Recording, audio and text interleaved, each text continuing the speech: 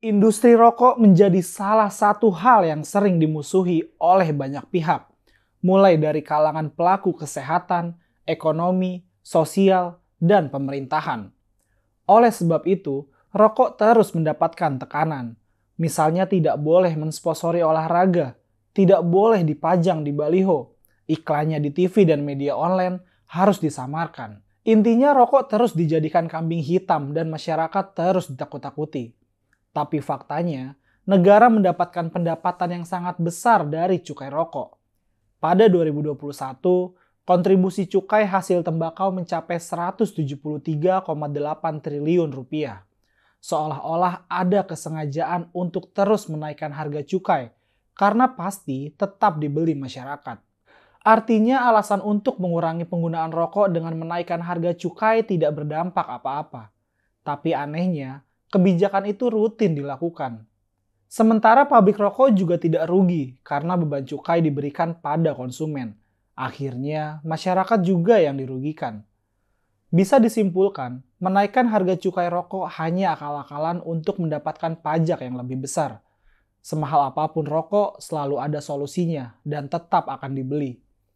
Dalam hal ini, NU memberikan kritik pada kebijakan pemerintah terkait rokok. Misalnya rencana revisi Peraturan Pemerintah Nomor 109 Tahun 2012 (PP 109) tentang pengamanan bahan yang mengandung zat adiktif berupa produk tembakau bagi kesehatan.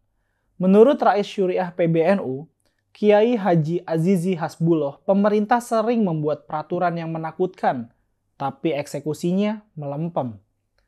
Dia memandang pemerintah pusat kerap kali menetapkan peraturan yang ketat terhadap hal-hal yang harusnya tidak diatur atau dibatasi. Contohnya adalah produk rokok. Bagi Kiai Azizi, ketatnya kebijakan pemerintah tentang rokok seakan-akan seperti menghajar dengan peraturan yang tidak jelas. Lihat saja bagaimana kebijakan pemerintah tentang rokok. Peraturan yang ada terkait rokok ini sudah berlebihan. Rokok seakan-akan dianggap sebagai pembunuh. Padahal faktanya, kata Kiai Azizi, karena penyakit yang diklaim ditimbulkan oleh rokok itu juga disebabkan karena banyak faktor lainnya. Tapi rokok yang dijadikan alasan utama. Menurut Kiai Azizi, pemerintah harus proporsional dalam hal ini. Jangan manut dengan kepentingan yang tidak jelas, yang justru akan merugikan petani tembakau dan masyarakat pekerja industri hasil tembakau.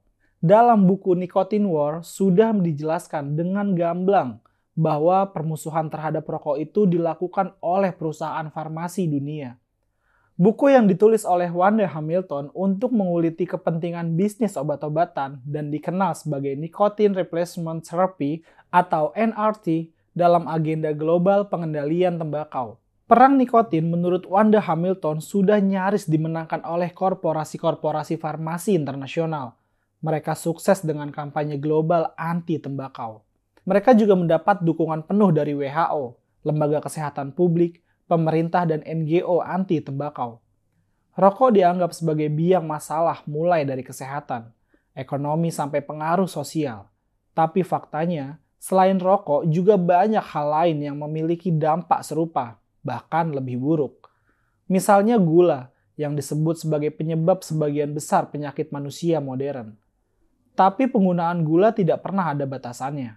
Dan orang yang punya penyakit gula yang membatasi dirinya sendiri. Tapi untuk rokok, peraturannya tidak demikian. Dengan kata lain, pemerintah mestinya lebih bijak dalam membuat peraturan. Karena permusuhan yang dilakukan terhadap tembakau tidak hanya berdampak pada petani tembakau dan pengusaha rokok, tapi juga ke konsumen. Narasi hitam dan cara menakut-nakuti para perokok terbukti tidak memiliki pengaruh apa-apa. Misalnya gambar orang berpenyakit akibat rokok yang ditempel pada bungkus rokok, faktanya tidak membuat orang takut dan berhenti merokok. Pemerintah juga tidak mungkin berani menutup pabrik rokok dan melarang penanaman tembakau. Lalu, untuk apa berbagai peraturan yang menyulitkan industri rokok itu dibuat? Mungkin seperti yang dinyatakan dalam Nicotine War itu.